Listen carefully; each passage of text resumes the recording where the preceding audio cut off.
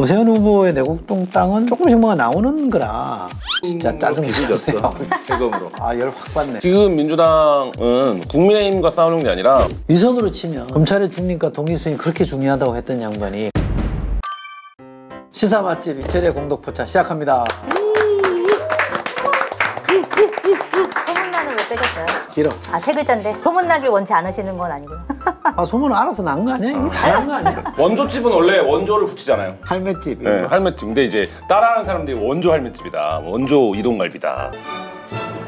아, 요즘 선거 재미없어요? 요즘 오세훈 후보는 기세가 대단한데 인기도 좋다는데. 어저께 좀 화가 나더라고요. 용산? 네, 용산 참사 관련된 이제 오세훈 후보의 발언은 진짜 막 끌어오르게 하더라고요. 이들이 이런 세력이었지. 아, 이제 본색을 드러내구나. 네, 아까 조금만 이기면 하여튼 이런 얘기 하는 집단이지. 잊혀져 있던 기억인데 이제 확 그 환기를 시키는. 그 오세훈의 그 발언은 실언이야? 그러니까 그게 실언이기라고 생각하기 좀 어려운 게 관훈 토론회 같은 경우에는 사전에 대본을 다 봤거든요. 오세훈 후보는 자기가 나오면 자기한테 돌아올 질문들이 몇 가지가 있다는 거 본인도 알고 있을 텐데 용산 참사 그 중에 대표적인 거거든요. 저는 거기서 오세훈 후보가 딱 얘기한 한 단어가 실언이 아니라 프레임을 잡고 들어왔다고 생각을 했는데 뭐라고 얘기를 했냐면 그냥 저항적 폭력이라고 얘기한 게 아니라 전철현이라는 단체랑 결합해서 임차인들이 무리한 투쟁을 벌였다 이렇게 얘기를 했어요. 그러니까 이게 오세훈 씨가 이제 서울시장을 해봤기 때문에 그 전철현이라고 하는 단체가 어떤 단체인지를 아는 거죠. 그래서 이게 일종의 말하자면 용공 프레임처럼 전문 시위권, 운동권들이 들어와서 그 참사가 벌어진 거다. 이 프레임을 이제 깔고 얘기를 한 거죠. 내곡동을 대체하기 위한. 그렇죠. 제가 그때 2009년도에 그날 정확히 제가 그 현장에 있었고 아, 현장에 있었어? 네, 그날 새벽에 그 경찰들이 야, 하이바 챙겨, 하이바 챙겨 막 이러는 거여서 아이 뭐가 낫다. 그리고 이제 경찰들 따라서 가봤더니 그 맞은편 건물 옥상에 올라가가지고 그 불타는 장면을 보면서 너무 끔찍했던 기억이 나고 그러면서 거기서 6명의 목숨을 잃었잖아요. 그러니까 오세훈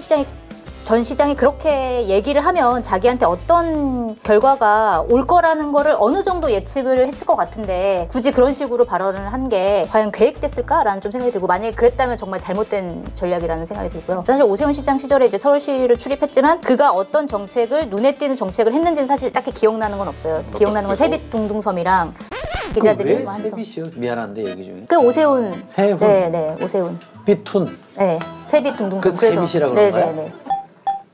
진짜 짜증났어. 대검으로. 아, 열 확 받네. 프로이디안 슬립이라는 영어 단어 알아요? 모르겠는데요. 예. 심리학과. 전문가답습니다. 얘기해 주세요. 아니, 그냥 옛날에 봤던 게 기억이 나서 무심결에 이제 속내를 드러내는 발언. 자면서 슬립. 자는 슬립 말고 아. SLIP. 다른 거 꼭 SLEP만 있는 게 아닙니다. 제 어휘력이 한계예요. 예, 어휘력이 한계. 진짜. 그러니까 이게 무심결에 본인의 속내 생각을 드러낸 거지. 근데 그게 전략이라고 저는 보지는 않고요. 근데 송채 말 맞다나 이제 지지율이 많이 앞섰으니까 당황한 것에다가 또 여기저기 막 공격을 자꾸 당하니까 이게 차분하게 뭔가 생각해서 말하는 구조가 아닌 것 같아. 예를 들면 중증 치매 환자, 야당이 그렇게 얘기 안 하면 뭐 어떡하냐, 야당이 그럴 수 있는 거 아니냐라고 말하는 거 보고 생각이나 이런 뭐 전체적으로 이런 게 약간 좀 후지다, 저 사람. 생각 자체도 여러 가지를 이렇게 들어보면 아니, 저 사람이 진짜 시장이었단 말이야? 이럴 정도로 나는 후지다고 보는데 근데 지금 지지율에 영향을 안 주는 거 아니에요? 사실 지금 대부분의 시민들은 저는 그렇게 생각해요. 왜냐하면 이 선거 자체는 민주당 혼내주는 선거예요. 국민의힘에 관심이 없어. 네. 근데 막 계속 지지율 올랐다 대세론이라고 하는 걸로 막 내세우거든요. 그러니까 역효과가 나는 거예요. 후보는 방심하지 대세인데 저렇게 막 그냥 그 용산 참사 같은 것도 부정하고 막 이러면 돼 라고 하면서 다시 화가 나기 시작하는 거죠. 오 후보가 전철현 탓했잖아요. 딱 MB 어법이에요. 인식 방식이에요. 뭐냐면 MB가 그 2008년 촛불 났을 때 촛불 무슨 돈으로 샀냐고 그 배우를 조사하라고 했죠. 일부 가격 운동권 단체 많이 했었죠. 딱 그 구조예요. 그러니까 괜히 MB 아바타라 그러는 게 아니란 말이에요. 근데 진짜 저는 MB 시대로 돌아갈 가능성이 상당히 높다. 지금 상황에서. 민주당이 막 못했다 그랬지. 다 망가뜨렸다고 얘기해. 근데 사실 제가 거기에서 이제 정치학자적 입장에서 얘기하자면 비교 정보로 정치학에서는 비교가 굉장히 중요하니까 비교 정보적으로 보면 문재인 정부가 뭐 망가지고 막 못하고 막 그런 정부 아니에요. 최악의 정부 같은 건 아니란 말이에요. 근데 아무것도 했고 잘한 게 없는데 마치 자기는 다 잘했고 얘네가 나라를 다 망가뜨려 먹었어. 그래서 다시 해야 돼. 이런 식으로 이제 내세우고 있는데 저는 그거 성공할 거라고 보지 못해요. 아, 그러면 저 박영수 후보가 이긴다? 저는 뭐 이길 수도 있다고 봐요. 제가 저번 지난 시간에도 0점 몇 프로 차이로 이길 수도 있다 그랬어요. 그때 뭘로 보셨죠? 근데 최근에 이제 또 터진 사건들이 몇 개 있어가지고 뭐야? 어떻게? 이 뒤에 우리 얘기할 거잖아요. 뭐 상조영이라든지 뭐 저 아니, 자꾸 말 흐리지 말고 이긴다고? 표현을 하세요. 이길 수 있다고요? 네. 아니 물어보시면 어떡해요. 대답을 하셔야지. 이 어쨌든 오세훈 후보가 잘 못하고 있는데도 불구하고 민주당이 이 과실을 따먹지 못하는 거에 가장 큰 이유가 네거티브 전략이라고 저는 생각을 해요. 네거티브 전략을 해서 안 되는 이유들이 굉장히 많은데 일단은 이 선거가 벌어지게 된 이유가 박 전 시장 때문이잖아요. 박 전 시장 잘못 때문에 벌어졌고 왜 윤석열 따라해? 저 윤석열 따라하는 게 아니라 원래 이런 생각을 가지고 있었고 제 생각을 윤석열이 따라한 겁니다. 윤석열이 송채 따라하는 거지.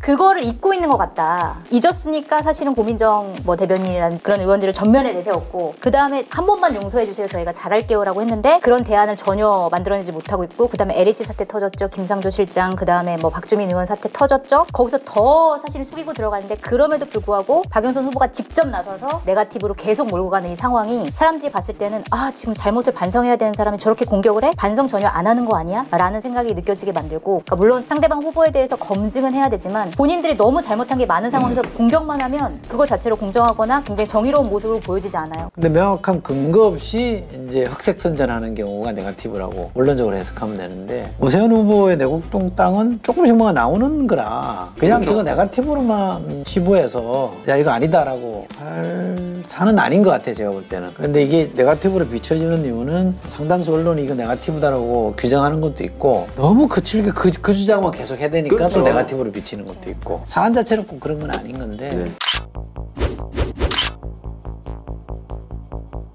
그러니까 이쪽을 지금 뭔가 혼을 내야 된다 지금. 그 혼을 낼 이유는 각자 다 다르겠지만 좋게 해석하면 지금 정신 차리게 해야 내년에 있을 큰 선거에서 이 친구들이 제대로 할 수 있으니까 혼을 내자고 하는 사람도 상당수 있을 거 아니에요. 그죠? 그러면 그 사람들이 왜 회초리를 드는지 반응을 해야 되는데 맞아요. 그거는 무시하고 그냥 회초리 드는 것 자체만 가지고 안 맞겠다라고 버티는 것처럼 보이니까 이제 회초리 든 사람이 화가 더 나는 거지. 저만 잘못한 게 아니고요. 같이 잘못했고요. 사실 제가 더 잘못했으니까 쟤를 때려주세요. 제가 더 나쁜 놈이거든요. 막 이러는 거잖아. 선거라고 하는 게 완전히 무슨 정치의 모든 것인 양 얘기되고 선거에서 이기기만 하면 모든 게 다 이제 용서되고 이런 부분으로 받아들이는 그러니까 민주당도 지금 선거에서 왜 이렇게 지금 혼나고 있어요. 평소에 못해서 그런 거잖아요. 이낙연 전 대표가 고개를 숙이고 잘못했습니다. 막 이렇게 이제 이런 기조로 가고 계시잖아요. 다소 늦은 감이 있어서 어쨌든 그나마 다행이라고 생각해요. 뭐 2000 몇십 년까지 뭐를 짓겠다 이런 공약을 막 뭐 매일매일 쏟아내고 있는데 그게 지금 들리겠어요 사람들한테? 지금 이번 선거전을 통해 가지고서 얼마나 잘못했는지 뼈저리게 해서 당도 그렇고 달라지게 하는 계기로 삼아가겠다. 뭐 이런 얘기를 자꾸 이제 해줘야지. 잘못했다고 하는 것에 그 논리를 들어보면 내가 이거 잘못했습니다 하는 게 정확해요? 저는 그 생각이 드는데 부부싸움에서 왜 잘못했어 지금 민심의 반응은 뭘 잘못했는데 말해봐. 그게 제일 말해봐. 제일 무섭잖아요. 뭘 잘못해서 이렇게 자꾸 따지기 시작하면 아이씨 잘못했다. 그쵸. 그러니까 어떡하라고. 네. 그 민주당의 사과가 아까 좀 늦었다고 말씀하셨는데 부부싸움이랑 비교할 수는 없지만 시기나 내용이나 여러 가지 면에서 봤을 때 사과를 했는데도 왜 민심이 진정되지 않느냐 놓고 보면 사람들이 그걸 묻고 있는 거거든요. 뭘 잘못했는지를 말해라. 근데 이제 자꾸 그거 없이 제스처로서의 사과 그리고 그 사과도 격차가 막 이렇게 벌어지고 이렇게 나니까 하는 사과 이거가 별로 받아들여지지 않는 측면이 있는 것 같아요. 단순히 몇 개의 사례만 있는 게 아니라 조국 때부터 그 프레임이 작동하기 시작한 거잖아요. 사회 개혁을 주창하고 사회의 변화를 추동하자고 하던 사람들이 결국엔 자기 자식 문제에는 저렇게 처리해버리는구나. 그러고 나서도 그거를 자기가 탄압받았다고 얘기하고 하는구나. 그게 이제 지금 이 정권을 포획한 프레임이 된 거죠. 오늘 이제 그 사진도 아프던데 부동산법 통과할 때 민주당 의원들이 정말 좋아하더라고요. 개혁입법 한 거죠. 그 개혁입법을 하기 전에 지금 문재인 정부의 뭐 이른바 경제개혁을 상징하는 김상조 의원이 이틀 전에 그걸 웃도는 인상폭으로 올렸다. 그리고 거리의 변호사잖아요 별명이. 그리고 이제 사회개혁을 상징하는 박주민 의원도 그랬다. 상한제법을 대표 발의한 대표 발의했고. 근데 그러니까. 이렇게 반론하잖아요. 야 주호영은 더 올렸는데 건물주는 국민의힘이 더 많은데. 하지만 사람들의 감정을 건드리는 건 이제 그런 문제가 아니라는 거죠. 쪽에 있는 사람들은 충분히 심판받았다고 생각하니까. 안 그런 사람이라고 믿고 내가 지지를 했는데 똑같이 하니까 더 실망을 하는 거. 제 지인이 그 얘기를 하더라고요. 김상조 실장이나 박주민 의원 사태가 난 다음에 그 청와대에서 왜 집 두 채 있는데 안 팔고 그만두신 분 있잖아요. 민정수석? 네. 김종원 민정수석이 오히려 자기가 봤을 때 정직한 것 같다. 차라리 자기가 진짜 집 두 채 가져야 되면은 그렇게 그만두는 게 낫지 아닌 척하고 뒤에서 하는 게 자기는 더 밉다 이런 얘기를 하더라고요. 청와대 몇 있어요. 집 팔기 싫어하고 관두신 분들.